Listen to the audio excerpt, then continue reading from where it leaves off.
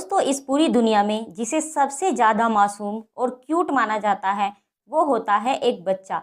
बच्चे को भगवान का रूप भी माना जाता है क्योंकि उसके मन में ना तो किसी के प्रति ईर्ष्या की भावना होती है और ना ही अच्छे बुरे का कोई ज्ञान होता है। माँ बेटे का रिश्ता तो इस संसार में सबसे पवित्र माना जाता है। तो दोस्तों, आज की कहानी भी ऐसे ही एक बच्चे की है जिसकी उम्र महज 10 महीने थी, लेकिन फिर भी उसने अपनी माँ की मौत से जुड़ा एक ऐसा राज खोला जिसने सबको हैरान करके रख दिया।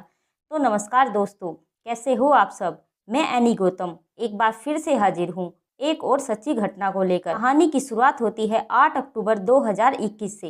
रात को करीब 9 बज रहे थे। गुजरात के गांधीनगर के पीथापुर में एक स्वामी नारायण नाम की गौशाला के बाहर अचानक एक बच्चे के रोने की आवाज़ सुनाई देती है। आवाज़ सुनकर गौशाला के कर्मचारी बाहर आते हैं और देखते हैं कि गौशाला के गेट पर सड़क के किनारे एक बच्चा जोर जोर से रो रहा है। बच्चे के आसपास कोई नहीं था। बच्चा इतना छोटा था कि अभी चल भी नहीं पा रहा था। तभी गौशाला का एक कर्मचारी उसे गोद में उठाकर चुप कराने की कोशिश करता है और बाकी सब उसके माँ बाप की तलाश में इधर उधर घूमने लगते हैं, लेकिन कोई फ़ायदा नहीं होता है। रात के अंधेरे में उन्हें कोई भी दिखाई नहीं देता है।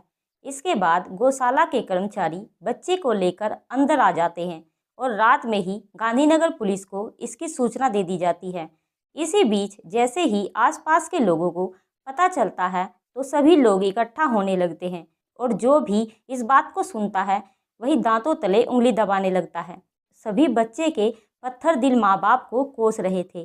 पुलिस भी उस समय अपने स्तर से छानबीन करती है, लेकिन कहीं कुछ पता नहीं चलता है। अब पुलिस इस मासूम बच्चे को उस एरिया के पार्षद दीप्ति पटेल को सौंप देती है और सुबह बच्चे के बारे में जानकारी जुटाने की बात करती है। पुलिस सुबह बच्चे को मेडिकल चेकअप के लिए अस्पताल लेकर जाती है, जहां बच्चे को स्वस्थ बताया जाता है। सोशल मीडिया पर जिस किसी ने इस खबर को पढ़ा या देखा वह सन्न रह गया। सबके मुंह पर अलग अलग बातें थी। जैसे कोई कहता कि कोई इतना बेदर्द कैसे हो सकता है जो अपने कलेजे के टुकड़े को रात के अंधेरे में इस तरह गौशाला के बाहर लावारिस छोड़कर चला गया। तो कोई कहता उसकी माँ के साथ ऐसी क्या मजबूरी थी जो उसे अपने इतने मासूम बच्चे को यहाँ छोड़कर जाना पड़ा। अब दूसरे दिन यानी 9 अक्टूबर को अखबारों में उस मासूम के बारे में खबर छपती है और यह खबर देखकर हर कोई हैरान रह जाता है। उस समय गुजरात के गृह मंत्री हर्ष सांघवी थे। जब उन्हें इस बात का पता चलता है तो वे अस्पताल में बच्चे की जानकारी लेने पहुंच जाते हैं और पुलिस को बच्चे के माँ बाप का शीघ्र पता लगाने के निर्देश देते हैं। गांधीनगर के एसपी मयूर चावड़ा बच्चे के परिजनों का पता लगाने के लिए 50 पुलिसकर्मियों की 60 टीमें बनाते हैं। पुलिस गौशाला के बाहर लगे सीसीटीवी कैमरे की फुटेज चेक करती है। उस फुटेज में 9:20 पर एक व्यक्ति दिखाई देता है जिसकी गोद में एक बच्चा था। वह उस बच्चे को गौशाला के गेट के बाहर सड़क पर छोड़कर तेजी से भागता हुआ अंधेरे में कहीं गायब हो जाता है। अब पुलिस गौशाला के आसपास आने जाने वाले रास्तों पर लगे सभी सीसीटीवी कैमरे चेक करने का फैसला करती है और पुलिस के द्वारा लगभग 150 सीसीटीवी कैमरों को चेक किया जाता है। आखिरकार पुलिस की मेहनत रंग लाती है और उन्हें एक फुटेज दिखाई देती है जिसमें एक सेंट्रो कार में एक व्यक्ति उस बच्चे के साथ दिखाई देता है। यहीं से पुलिस को उस कार का नंबर भी मिल जाता है और कार के रजिस्ट्रेशन नंबर से कार के मालिक का पता चल जाता है। ये सेंट्रो कार सचिन दीक्षित नाम के एक व्यक्ति के नाम रजिस्टर थी जो अहमदाबाद का रहने वाला था। अब पुलिस उस पते पर पहुंचती है तो पता चलता है कि सचिन दीक्षित अहमदाबाद में नहीं बल्कि अब गांधीनगर में रहता है। अब पुलिस गांधीनगर स्थित सचिन के घर पहुंचती है तो उसके घर पर ताला लगा हुआ था। तब तक पुलिस सचिन का मोबाइल नंबर भी पता कर लेती है। पुलिस सचिन के नंबर को सर्विलेंस पर डाल देती है। उसके मोबाइल की लोकेशन से पता चलता है कि सचिन उस समय राजस्थान के कोटा के आसपास है। लोकेशन मिलते ही पुलिस सचिन को फ़ोन करती है और बच्चे के बारे में पूछती है। इस पर सचिन पुलिस को बताता है कि बच्चा उसी का है और उसका नाम शिवांश है। अब रविवार 10 अक्टूबर 2021 की सुबह राजस्थान पुलिस की मदद से कोटा में ही सचिन को हिरासत में ले लिया जाता है।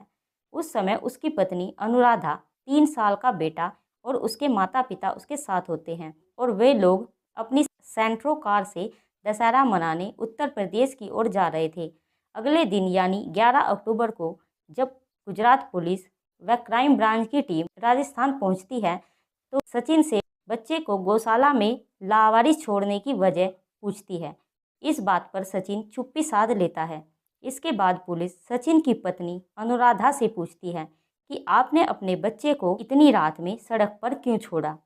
पुलिस की ये बात सुनकर अनुराधा हैरान रह जाती है और पुलिस को बताती है उसका 3 साल का एक ही बेटा है और वो इस समय उसके साथ है। पुलिस अनुराधा को शिवांश की फ़ोटो दिखाती है तो वह कहती है कि उसने इस बच्चे को पहली बार देखा है और वो इस बच्चे को नहीं जानती।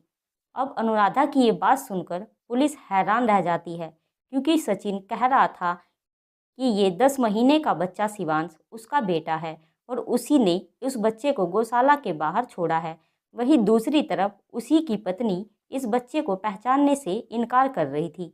पुलिस उलझन में पड़ जाती है और सचिन से दोबारा पूछताछ करने का फैसला करती है। सचिन से लंबी पूछताछ करने के बाद गांधीनगर पुलिस वडोदरा पुलिस को कॉल करती है और एक घर का पता बताती है और उस घर के किचन में रखे एक बैग की तलाशी लेने को कहती है। उधर गांधीनगर पुलिस के कहने पर वडोदरा पुलिस बताए गए पते पर पहुंचती है, जहां पर पुलिस को G102 दर्शनम ओएसिस सोसाइटी में स्थित।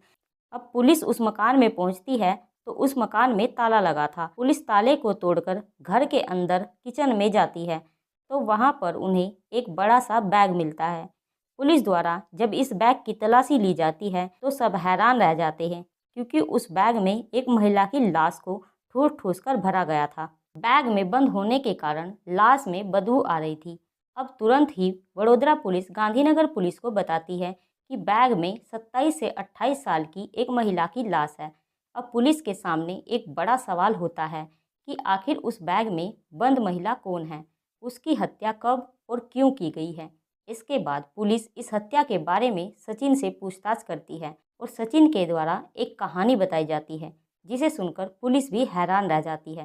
दरअसल सचिन 3 साल से इस राज को अपनी पत्नी से छिपाता आ रहा था। उसने अपनी पत्नी को इस बात की भनक तक नहीं लगने दी थी कि उसकी एक प्रेमिका है और उससे उसे एक बच्चा भी है। प्रेमिका की हत्या करने और 11 महीने के बच्चे को रात के अंधेरे में सड़क पर छोड़ने की जो कहानी उसने सुनाई वो वाकई चौंकाने वाली थी। दरअसल 4 साल पहले सचिन की शादी होती है और सचिन गांधीनगर की एक कंपनी में असिस्टेंट के पद पर कार्यरत होता है। 2018 में अहमदाबाद के एक शोरूम में उसकी मुलाकात हिना पैथानी उर्फ मेहंदी नाम की एक लड़की से होती है। हिना मूल रूप से जूनागढ़ जिले के एक गाँव की रहने वाली थी। उसकी माँ की मौत होने के बाद उसके पिता ने दूसरी शादी कर ली थी, जिसके बाद हिना अपने मौसा और मौसी के साथ अहमदाबाद में ही रहती थी। धीरे धीरे दोनों के बीच मुलाकातें बढ़ने लगती है और दोनों एक दूसरे से प्यार करने लगते हैं। इसके बाद साल 2019 में दोनों लिव इन में रहने लगते हैं। लिव इन में रहने के दौरान साल 2020 में शिवांश का जन्म हो जाता है। घटना से लगभग 2 महीने पहले सचिन का ट्रांसफ़र वडोदरा में हो जाता है और यहीं पर दर्शनम ओएसिस सोसाइटी में वह किराए पर एक फ्लैट ले लेता है और इसी फ्लैट में शिवांश और हिना के साथ रहने लगता है। सचिन सप्ताह में 5 दिन हिना के साथ होता है तो 2 दिन यानी शनिवार और रविवार गांधीनगर में अपने माता पिता और पत्नी अनुराधा के साथ रहता है। पिछले 3 सालों से सब सही चल रहा था, लेकिन कुछ दिनों से हिना सचिन पर शादी को लेकर दबाव डाल रही थी। इसी के चलते 8 अक्टूबर की दोपहर सचिन हिना से कहता है कि वह एक सप्ताह के लिए गांधीनगर अपने माता पिता के पास जा रहा है और वहीं से सभी लोग दशहरा मनाने यूपी जाएंगे। ये सब बातें सुनकर हिना सचिन को वहां जाने से मना करती है और अपने साथ रहने को कहती है और बोलती है कि हम कब तक लिव इन में रहेंगे, अब तो हमारा एक बेटा भी हो गया है, अब हमें शादी कर लेनी चाहिए। तुम जल्दी ही अपनी पत्नी अनुराधा को तलाक देकर मुझसे शादी कर लो। इसी बात को लेकर दोनों के बीच में कहासुनी होने लगती है और झगड़ा इतना बढ़ जाता है कि दोनों में हाथापाई होने लगती है। इसी हाथापाई में सचिन हिना का गला दबा देता है और हिना की मौत हो जाती है। इसके बाद सचिन हिना की लाश को एक सूटकेस में भरकर किचन में रख देता है।